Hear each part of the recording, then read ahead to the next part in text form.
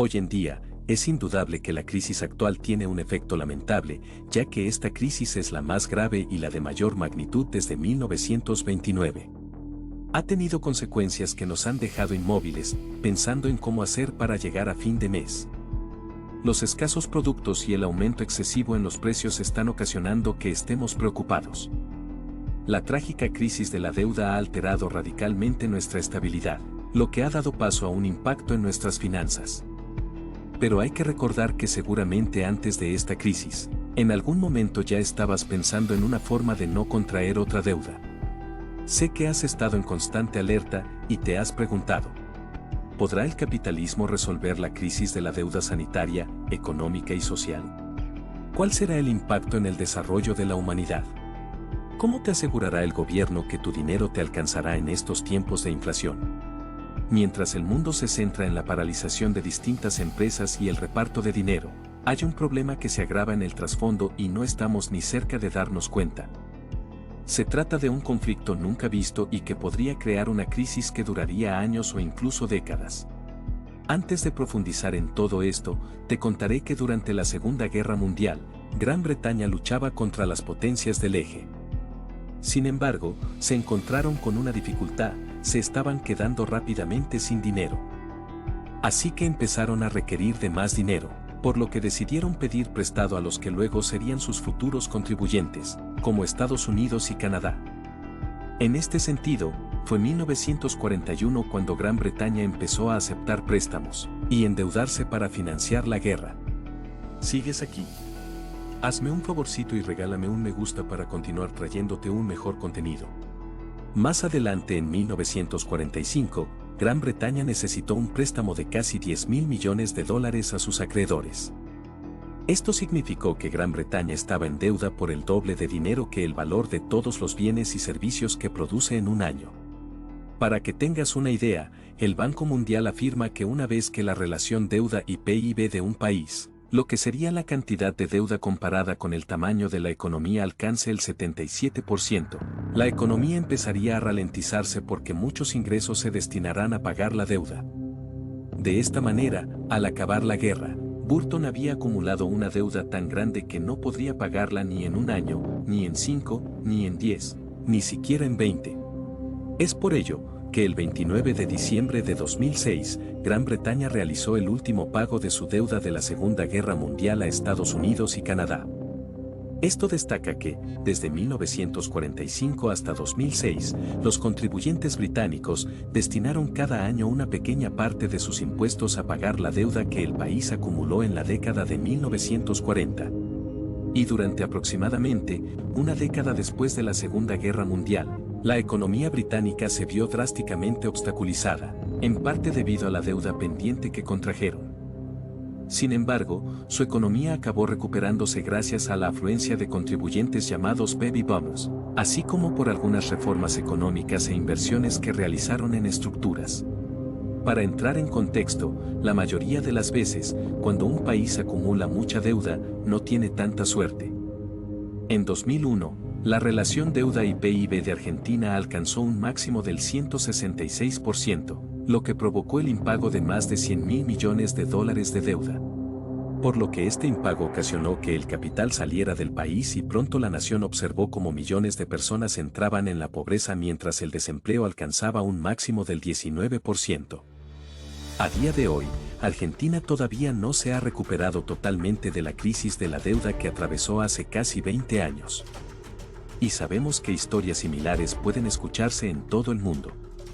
Un ejemplo es el de Grecia en 2012, la de Zimbabue en 2006, Venezuela en 2017 y Rusia en 1998.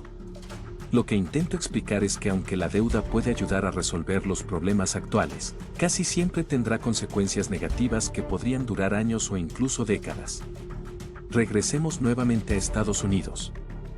Esta nación funciona esencialmente a base de deuda. Históricamente, la economía estadounidense ha sido tan grande y ha crecido tan deprisa, que sacar decenas de miles de millones de dólares aquí o de allá no ha requerido un gran esfuerzo, ya que era un porcentaje tan pequeño de la economía general del país. Por ejemplo, en 2006, Estados Unidos tenía una relación deuda y PIB aparentemente saludable, siendo de alrededor del 60%. Pero llegó la crisis financiera que azotó fuertemente. Es por ello que Estados Unidos se endeudó mucho durante la crisis financiera, pretendían solventar inyectando dinero en la economía. Algunas personas podrían pensar que ya se ha pagado parte de esa deuda, pero en realidad se han endeudado aún más en los años transcurridos desde la crisis. Esto se debe a que el crecimiento económico se ha ralentizado y a que muchos países desarrollados de todo el mundo han ido acumulando más y más deuda cada año. Esto significa que a muchos países les puede resultar realmente complicado pagar sus deudas hoy en día en comparación con el lapso de la crisis financiera.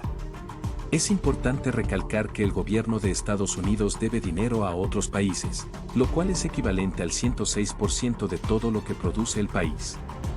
Antes de los cierres de distintas empresas y la pandemia, Canadá debía el 88% de lo que producía, Italia el 133%, Singapur el 109% y Japón un asombroso 237%. Esto significa que anteriormente de que estallara la crisis, los gobiernos de todo el mundo estaban más endeudados que nunca. Y entonces se produjeron los bloqueos, por lo tanto todo empezó a acelerarse. ¿Te has preguntado alguna vez cómo se pagan todos esos cheques que los ciudadanos reciben hoy? No es de la cuenta bancaria del gobierno, ya que la mayoría de los gobiernos no tienen mucho dinero ahora mismo y tienen pocos o ningún ingreso fiscal en un futuro probable. En resumidas cuentas, gran parte del dinero que los países han utilizado para ayudar a la población durante la pandemia procede de la deuda. Es decir, los ciudadanos de esos países tendrán que devolver esa deuda con intereses, durante un largo periodo de tiempo. En Estados Unidos, por ejemplo, alrededor del 10% de cada dólar de los impuestos se destina a pagar los intereses de la deuda nacional, y cuando termine la pandemia, esa cifra será aún mayor.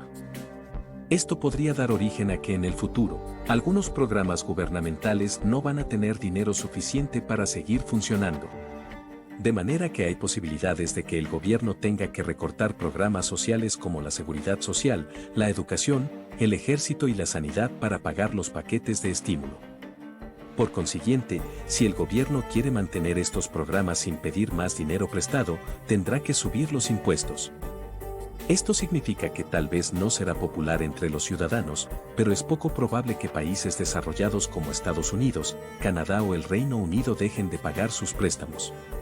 Cabe señalar, la deuda que se está acumulando hoy acabará frenando el crecimiento económico en el futuro, aumentando los impuestos y reduciendo la financiación de los programas sociales. Este efecto podría durar décadas. Por esto, los niños que nazcan hoy en 2020 estarán pagando una parte de los paquetes de estímulo cuando sean adultos. Por otro lado, la deuda pública no es el único problema de deuda que tenemos ahora en el mundo, ya que constantemente los hogares estaban acumulando un nivel récord de deuda antes de que empezara la crisis. Es por ello que en 2020 había un promedio de 14 billones de dólares de deuda en Estados Unidos, lo que sería el mayor nivel de deuda de la historia. El mayor aumento de la deuda de los hogares de 2008 a 2020 corresponde a los préstamos estudiantiles. Asimismo, en 2008, los préstamos a estudiantes representaban aproximadamente 611.000 millones de dólares de deuda de los hogares. Hoy, son una cifra de 1,6 billones de dólares de deuda de los hogares. Al sumar todo esto, podrás ver que el hogar medio tiene deudas por valor de $100.000 y ahorros por valor de solo $8.000. Las personas menores de 30 años solo tienen una medida de $2.700 de ahorros. En otras palabras, la clase media no tiene suficiente dinero ahorrado para cubrir un mes de gastos de manutención si pierde su empleo. Esto significa que la mayoría de la gente ya vivía solo con lo del día antes de la crisis, por lo que es evidente que traerá consecuencias negativas si se limitan sus ingresos habituales. Los cheques de estímulo de $1.200 del gobierno podrían ayudar a algunas personas durante 1 o 2 semanas más, pero no son suficientes para una solución a largo plazo. La única forma real de ayudar a las personas es si se evita el impago del alquiler, de sus préstamos o de sus hipotecas. Es por estos motivos que se deben levantar los bloqueos en todo el mundo, pero podría no ocurrir durante un lapso de tiempo.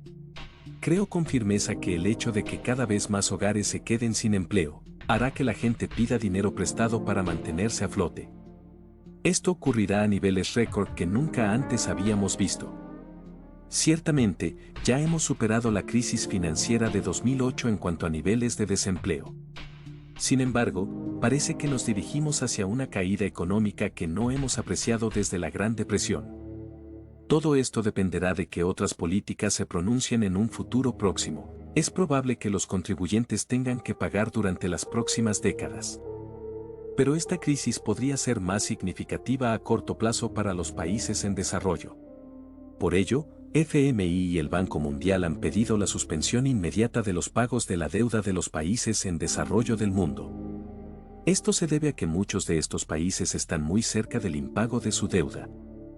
Si esto ocurre, podría crearse una crisis de deuda en un futuro próximo, lo que afectaría a todo el mundo. Me gustaría mencionar que los bancos centrales están desempeñando un papel importante en esta crisis de deuda en este preciso momento, por lo que ya están imprimiendo dinero muy rápidamente. De manera que estas decisiones han sido la causa de muchos problemas, como por ejemplo, la inflación y la devaluación de la moneda. Sin embargo, en otro panorama, podrían ayudar a pagar la deuda en el futuro mediante algo llamado flexibilización cuantitativa. Esto no es más que una herramienta de la política monetaria para estimular la economía y frenar la caída en picada. Podríamos compartir más información sobre la crisis de la deuda, pero se extendería para otro video. Así que, ¿quién sabe? Es probable que esta sea la peor crisis de deuda que el mundo haya visto jamás o tal vez no. Solo el tiempo nos dará las respuestas. Cuéntame. ¿Qué opinas de la crisis de la deuda? ¿Cuál es tu situación actual y cómo la enfrentas? Házmelo saber en los comentarios de abajo. Te felicito por llegar al final de este video. Eres genial. Aquí está otro video que nos encantaría que vieras.